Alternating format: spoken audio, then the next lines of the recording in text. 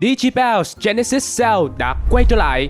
Ngày 1 tháng 4 năm 2022 là cơ hội vàng để các nhà đầu tư có thể sở hữu cho mình rất nhiều vật phẩm giá trị với mức giá siêu lời cùng các phần thưởng đi kèm siêu hấp dẫn. Nhanh tay truy cập digibounce.io để cập nhật những thông tin cực nóng về sự kiện này nha.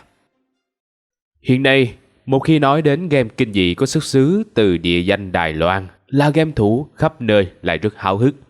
Sau những thành công của Detention và Devotion của Red Candle, cộng đồng đang đặt kỳ vọng vào khả năng làm game kinh dị châu Á của các studio tại Đài Loan.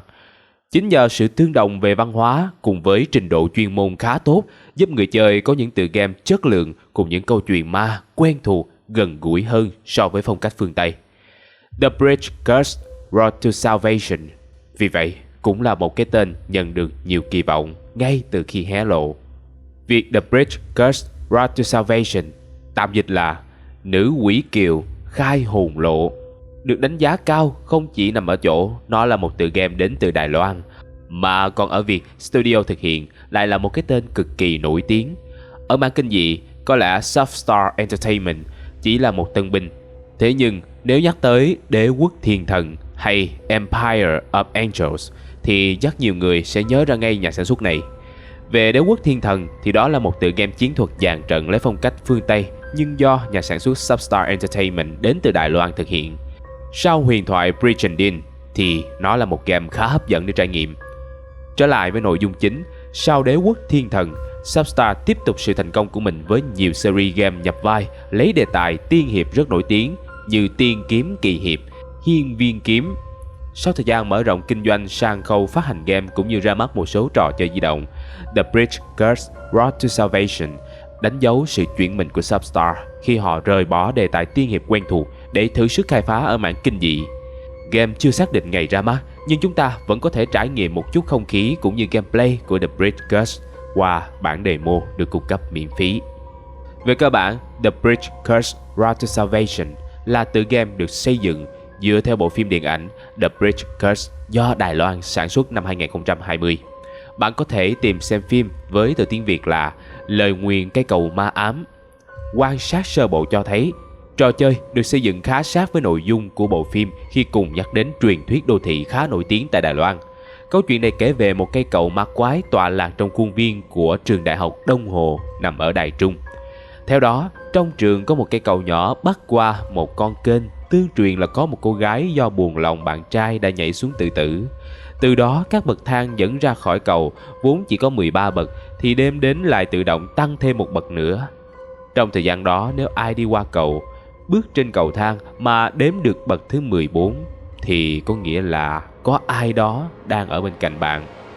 Tất nhiên, như mọi truyền thuyết đô thị khác, cấm kỵ của câu chuyện này là tuyệt đối không được phép quay đầu lại khi đang đứng trên các bậc thang vì rất có thể hồn ma của cô gái quyên sinh vì tình đang ở ngay sau lưng bạn. Từ đó, cây cầu vô danh được đặt tên là cầu ma nữ hay nữ quỷ kiều và trở thành một trong các truyền thuyết đô thị đáng sợ nhất. Bản demo The Bridge Cursed: Road to Salvation sẽ dắt người chơi tham gia vào sự kiện năm 2016, cũng là một trong hai sự kiện chính của bộ phim, khiến cầu nữ quỷ trở nên nổi tiếng khi có 5 sinh viên chết một cách bí ẩn. Người ta cho rằng những sinh viên này đã cố tình đi qua cầu vào giữa đêm và đếm bậc thang khi đi đứng trên đó. Tuổi trẻ háo thắng, họ không tin cấm kỵ trong truyền thuyết đô thị và thản nhiên quay đầu lại nhìn, khiến từng người bị nữ quỷ bắt đi. Trước đó, sự kiện rùng rợn này từng xảy ra một lần vào năm 2012 và trùng hợp thay cũng có 5 sinh viên khác gặp nạn.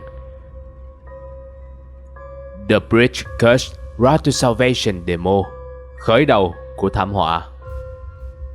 Vào năm 2016 tại Đại học Đông Hồ, hội sinh viên đang tích cực chuẩn bị cho ngày hội trại truyền thống của các trường đại học. Cuộc thi đua đang rất gay go khi trường Đông Hồ quyết giành vị trí dẫn đầu về khách tham quan của mùa này trước các đối thủ khác. Hội sinh viên dưới sự dẫn dắt của đàn chị Tâm Kiều cùng các thành viên lớp dưới là Thiên Minh, Văn Diệu, Lâm Ân, Bách Nhữ và Đức Toàn. Họ đưa ra các ý tưởng tận dụng truyền thuyết đô thị về cây cầu nữ quỷ trong trường để làm một dạng trò chơi tâm linh thu hút khách tham quan.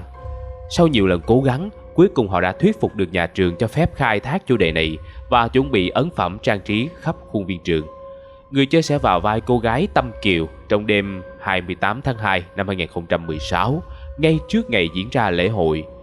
Hôm đó cả nhóm hẹn nhau ra cầu Nữ Quỷ để tập dượt lại trò chơi hù dọa khách tham quan của họ.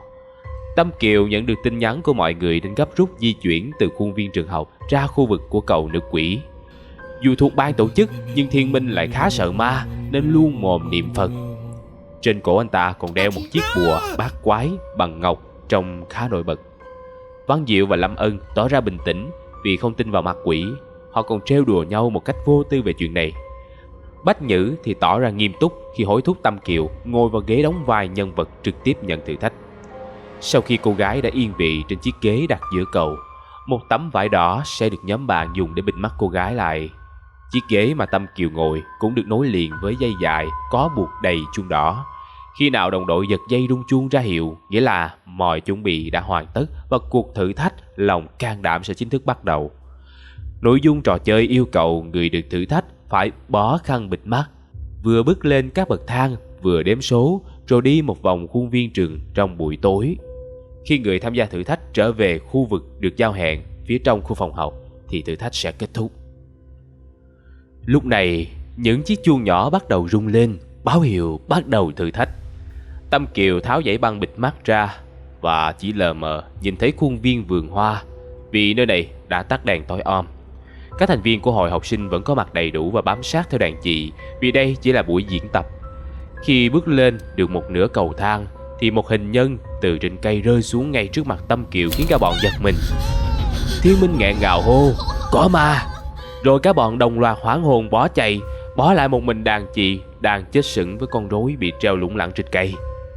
Dù đã nhận ra hình nhân phía trước chỉ là một con rối với kích thước của người thật, nhưng trong bóng đêm, sự cô độc, cảm giác lạnh sống lưng cùng những hình ảnh tưởng tượng kỳ quái vẫn thừa sức khiến Tâm Kiều hoảng sợ, bỏ chạy theo những người khác. Khi quay trở lại chỗ giữa cầu thì chiếc ghế mà cô vừa ngồi lúc nãy bỗng dưng ngã mạnh xuống đất, rồi bay vọt đi như bị ai đó kéo với lực tác động rất mạnh. Vấn đề là cô không nhìn thấy ai ở đó. Mặc kệ mọi thứ lúc này, cơn sợ hãi đã lên đến tột độ khiến Tâm Kiều dồn sức tiếp tục chạy ra cửa ở đầu bên kia của chiếc cầu.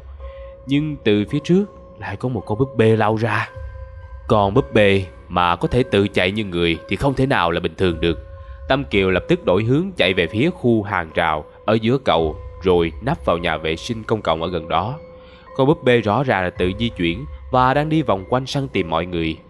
Cô hội trưởng chờ nó đi khỏi rồi từ từ bước ra và nhẹ nhàng di chuyển theo mê cung lòng vòng của các hàng rào để trở lại khu vườn hoa bên trên. Tưởng chừng đã thoát thân thì từ buồng vệ sinh công cộng phía trước có tiếng xả nước và một cô gái có dáng vẻ nhấp nháp vì mớ chất lỏng kỳ lạ trên cơ thể bước ra.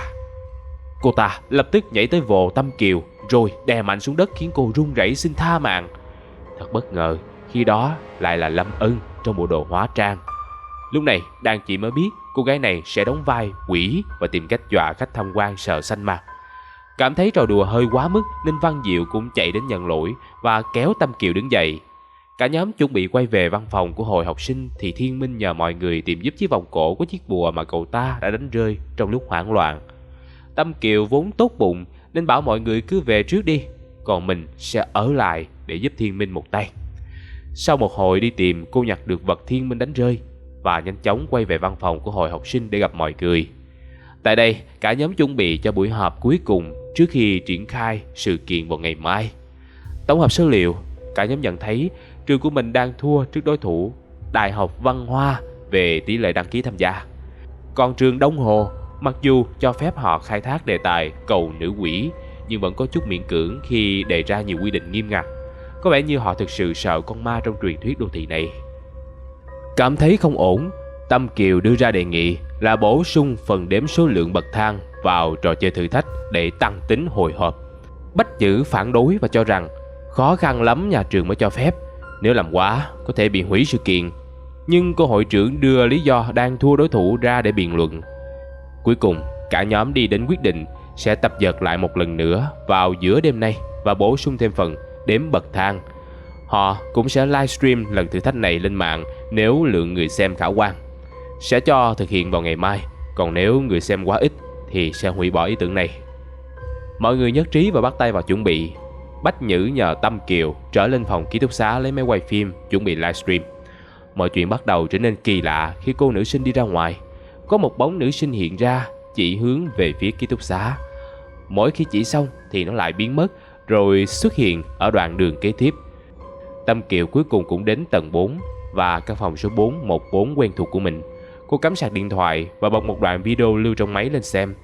Trong clip là cảnh Tâm Kiều than thở vì bị người yêu bỏ rơi, sau đó dùng dao rọc giấy, tự kết liễu. Nhưng thứ phun ra lại đặc sệt và đen như mực.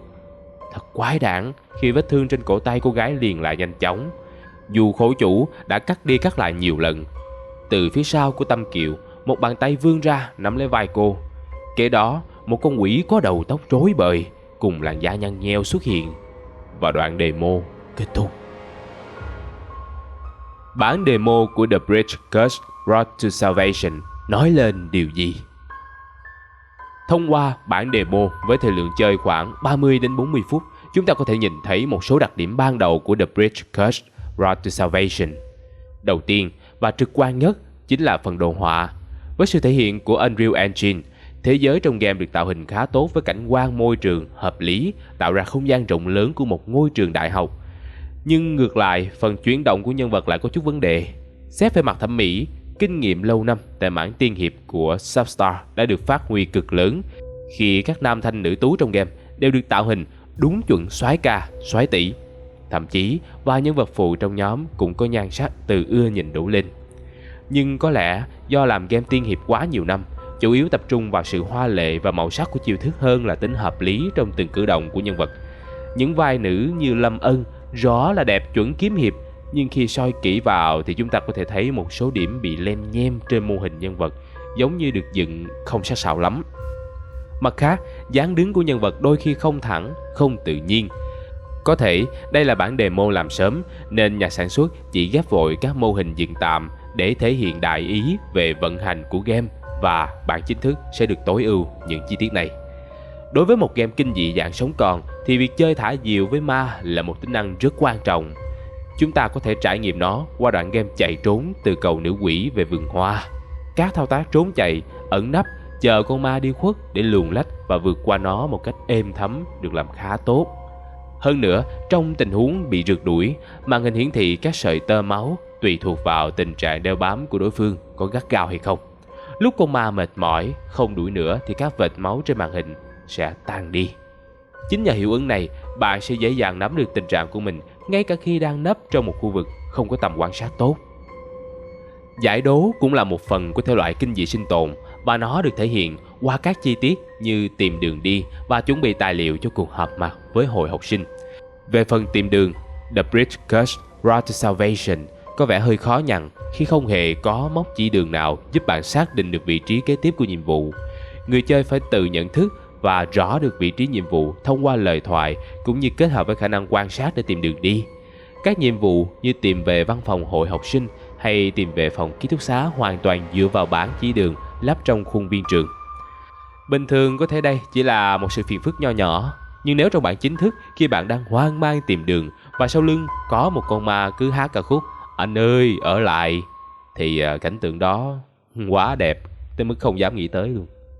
Về phần giải đố, việc tìm các tài liệu rồi gắn chúng vào đúng vị trí trên bảng thông tin của buổi họp cho thấy người chơi cần phải suy luận, quan sát và tìm hiểu kỹ các tài liệu được cung cấp. Nhờ đó bạn sẽ biết được những loại vật phẩm gì lắp vào vị trí nào trên bảng. Có thể nói câu đố này không quá khó nhưng cũng đủ làm người chơi bối rối trong vài phút và động não một tí mới có thể vượt qua. Cuối cùng là cốt truyện. Để chuẩn bị, Mark đã xem hết phần phim điện ảnh để đối chiếu với bản demo và nhận ra The Bridge Cursed Road to Salvation lấy hẳn một phần nội dung xảy ra trong phim để làm thành game. Mark hy vọng bản demo chỉ là cố tình làm như vậy để tăng tính thân thiện dễ hiểu. Nhưng khi xem lại các trailer kết hợp cùng ảnh chụp màn hình trên Steam thì có thể thấy nội dung bản demo là một phần trong game chính thức. Vì vậy, sự trùng lập về nội dung với phim là có thật. Nó dẫn đến một nguy cơ khá cao là nếu bạn xem phim thì dễ bị spoiler một phần cốt truyện của game. Tất nhiên, có một số chi tiết được làm khác đi khi so sánh giữa bản demo game và sự kiện tương ứng trong phim, nhưng hầu hết phần còn lại đều bị tiết lộ ra hết, kể cả bí mật cuối cùng. Liệu Substar sẽ làm gì để nội dung của The Bridge Cursed Road to Salvation phiên bản chính thức không bị lộ tẩy và mất đi sức hấp dẫn đối với những người từng xem phim. Điều này chắc có lẽ phải chờ đến khi game ra mắt chúng ta mới có thể biết được. Mà cũng đề nghị rằng bạn nên tìm hiểu bản phim để xem trước. Nó được làm khá tốt và là một phim ma chất lượng vô cùng ổn áp để xem giải trí. Cộng đồng phim châu Á trên trang Douban chấm phim này 6.3 điểm, tức là không quá tệ để xem nếu mục đích đơn thuần chỉ là giải trí. Còn nếu bạn cảm thấy không mặn mà với thể loại phim ma thì Mọt sẽ tóm lược lại nội dung phim Lời Nguyền Cây Cầu Ma Ám ở phần tiếp theo sau đây. Nếu bạn muốn trải nghiệm phim trực tiếp, hãy dừng ở đây và mở phim ra xem. Còn nếu bạn không cần xem phim mà chỉ muốn biết tóm tắt nội dung thì hãy tiếp tục ở lại cùng Mọt nha. Trở lại với nội dung của bộ phim Lời Nguyền Cây Cầu Ma Ám. Năm 2020, một nữ phóng viên cùng người quay phim đã đến cây cầu nữ quỷ tại Đại học Đông Hồ để tìm hiểu về câu chuyện truyền thuyết đô thị dẫn đến thảm kịch chết người tại nơi đây. Câu chuyện được dẫn dắt về quá khứ vào năm 2016 khi nhóm thanh niên thuộc hội sinh viên của trường Đại học Đông Hồ đang chuẩn bị cho một lễ hội truyền thống. Nhóm này gồm hội trưởng Tâm Kiều, Bách Nhữ, Đức Toàn, Văn Diệu, Tùng Ca và Thạch Đầu. Họ đang bị đối thủ là Đại học Văn Hoa dẫn trước về số lượng người đăng ký tham gia sự kiện nên đã tích cực truyền thông cho trò chơi thử thách lòng dũng cảm do trường mình tổ chức. Để hút khách, họ đã chọn cây cầu nữ quỷ gắn với truyền thuyết đô thị của trường. Các hoạt động chuẩn bị đang được gấp rút thực hiện với các búp bê dọa ma đang được tạo dựng. Họ sẽ đặt chúng dọc theo con đường thử thách để biến khu vườn hoa gần cây cầu trở thành một kiểu nhà ma ngoài trời, giúp cho trò chơi rùng rợn và hấp dẫn hơn. Trong nhóm cũng có những người e ngại việc này như Đức Toàn, nhưng cũng có người ủng hộ như Bách Nhữ. Họ tích cực sử dụng mạng xã hội và livestream để quảng bá cho trò chơi của mình. Một buổi tối, họ quyết định tập dượt thử trò chơi kết hợp livestream để tăng tính lan tỏa, và cậu sinh viên Văn Diệu được chọn ngồi vào ghế nóng. Mọi thứ bắt đầu đúng kịch bản, nhưng khi Văn Diệu bước lên các bậc thang thì cậu ta bất chợt đếm các bậc. Đây là điều cả nhóm đã bàn bạc và thống nhất là không làm. Mọi người chạy theo định cản Văn Diệu lại thì cậu ta bỗng dưng biến mất, còn chiếc ghế ở giữa cầu thì tự ngã ra đất. Cả nhóm quay lại nhìn chiếc ghế rồi bất ngờ nhận ra toàn bộ đều phạm vào điều cấm kỵ là quay đầu lại khi đứng trên bậc thang. Chiếc ghế bị thế lực nào đó lôi đi mất, còn cả đám thì hoảng sợ bỏ chạy. Họ hy vọng Văn Diệu đã về trước và theo đúng giao hẹn từ đầu sẽ gặp nhau tại phòng 414 ở ký túc xá nữ nơi Tâm Kiều đang ở cùng với Thạch Đầu. Từ đây, các thành viên bắt đầu bị săn đuổi bởi hồn ma tại cầu nữ quỷ. Chuyển cảnh sang năm 2020 với cô phóng viên. Sau khi bỏ một số tiền mua chuộc bảo vệ thì họ biết được thêm một số chi tiết về câu chuyện ma ám. Vốn dĩ trước khi sự cố năm 2016 xảy ra, đã có một vụ việc khác cũng tương tự xảy ra vào năm 2012 và nhà trường đã cho rào cây cầu cùng khu ký túc xá lân cận suốt nhiều năm.